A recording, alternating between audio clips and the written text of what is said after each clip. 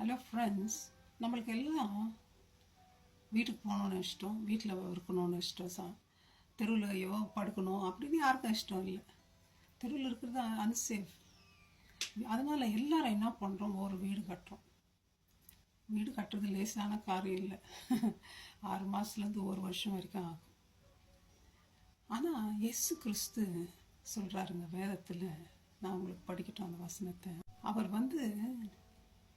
வீடு பார்க்குறாரு. நான் தங்கணும்பா இடத்துல கேட்குறாரு. நீங்கள் எந்த மாதிரி வீடு அவர் கட்டுவீங்க? சில பேர் சொல்கிறோம், கோயிலுக்கு தான் அதில் தங்கிக்கலாம் ஆண்டவர்.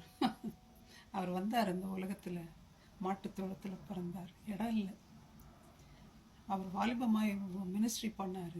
சொல்கிறார், எனக்கு வீடு கிடையாதுப்பா, பறவைகளுக்கு கூடு இருக்குது, நரிகளுக்கு கூட குடிக்குது, ஆனால் மனுஷகுமாரனுக்கு தலை சாய்ச்சி படுக்கிறதுக்கு ஒரு இடம் கிடையாது. இப்போ கூட நம்மக்கிட்ட கேட்குறாரு, எனக்கு ஒரு வீடு வேணும்பா அப்படி. நம்ம அவருக்கு எந்த விதமான வீடை கட்ட முடியும்? அவர் சொல்கிறாரு 66 ஏசாயா 66, வானம் எனக்கு சிங்காசனம், பூமி எனக்கு பாதப்படி. வாசம் செய்கிற இடம் எப்படிப்பட்டதாக இருக்கும்? யாராவது அப்பேற்பட்டவருக்கு ஒரு வீடை கட்ட முடியுமா? நம்ம பார்க்குறோம், ஒரு கட்டில் நம்மளுக்கு வேணும்னா கூட எவ்வளோ நம்ம அளவு இருக்கிறோன்னு பார்த்து வாங்குகிறோம். 6 ஃபீட்டா 7 ஃபீட்டா. ஒருத்தர் செத்தா கூட சாவு பெட்டி அளவு எடுக்கணும், இவ்வளோ நீளத்துக்கு கொஞ்சம் எக்ஸ்ட்ரா வாங்கணும்.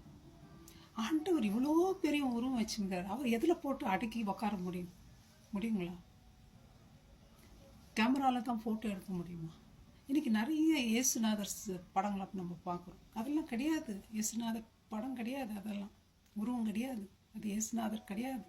அது ஒரு மனுஷனுடைய படம். இயேசுவுக்கு யாரையும் ஃபோட்டோவும் எடுத்ததில்லை, பிக்சர் எடுத்ததும் கிடையாது. அவர் ஃபோட்டோ கேமராவில் அந்த மெகா பிக்சல் கூட அடக்க முடியாது, அவ்வளோ பெரியவர் அவர். அதனால் ஆண்டவர் என்ன சொல்கிறாருங்க, வானங்களெல்லாம் படைச்ச நான், அந்தரத்தில் சூரியன் சந்திரன் நட்சத்திரம்லாம் தொங்கிட்டு இருக்கு, மேகங்கள்லாம் அப்படியே சும்மாவே தொங்கி நடந்து போயினுக்குது. ஏரோப்ளேனில் பார்த்தா பார்க்கலாம் நம்ம இந்த மேகங்களெல்லாம் அப்படியே போகிறத. ஒரே ஒரு வார்த்தையில் உருவாக்குறாரு. நம்மளுக்காவது 6 மாதம் 12 மாதம் ஆகுது வீட்டை கட்டி முடிக்க. ஆண்டவர் ஒரு செகண்டில் எல்லாத்தையும் உருவாக்கிடுவாருங்க. அவர்கிட்ட இல்லாத பணமா, அவர்கிட்ட இல்லாத ஞானமா? ஆனாலும் சிறுமைப்பட்டு ஆவியில் நொறுங்குண்டு என் வசனத்துக்கு நடுங்குகிறவனையே நோக்கி பார்ப்பேன்னு சொல்கிறார். ஆண்டவர் என்னன்றாரு, யார் அவருடைய வசனத்தை வச்சிருக்காங்களோ அவங்க கூட பிதாவும் அவரும் தங்கியிருப்பாங்க. யோவான் 14 படிச்சு பாருங்க. அவர் எங்கே வாசம் பண்ணுறாரா? நொறுங்குண்டு பணிந்த ஆவி உள்ளவர்களிடத்தில். நம்ம அப்படி இருக்கிறோமா ஃப்ரெண்ட்ஸ்? நம்முடைய ஆவி எப்படி இருக்கு? நம்முடைய ஆவி பெருமையும் மெட்டிமையாக இருக்கா? ஆண்டவரே வாங்கப்பா என் இருதயத்தில் நம்முடைய வார்த்தையை வச்சிருக்கிறேன், நம்ம கூப்பிட மாட்டோமா ஏசப்பாவை? நமக்கு எவ்வளோ சந்தோஷம் அவர் வந்தால். நம்ம சொந்தக்கார் வந்தால் எவ்வளோ சந்தோஷப்படுறோம், பிரியாணி செய்கிறோம், அது செய்கிறோம், இது செய்கிறோம், கூட்டு போகிறோம் வெளியே. இயேசுநாதர் வந்தால் எப்பா, ஐயோ, வானங்களும் வனாதி வானங்களும் கொல்லக்கூடாத அந்த தேவன் நம்ம இருதயத்தில் வந்தால் எவ்வளோ மகிழ்ச்சிங்க. எவ்வளோ செல்வம் கொண்ட மாதிரி இருக்கும் நம்ம. அவரை நீங்கள் கூப்பிட மாட்டீங்களா ஃப்ரெண்ட்ஸ்? அவர் தட்டினே இருக்காரு, எவ்வளோ நேரம் தட்டுவார்?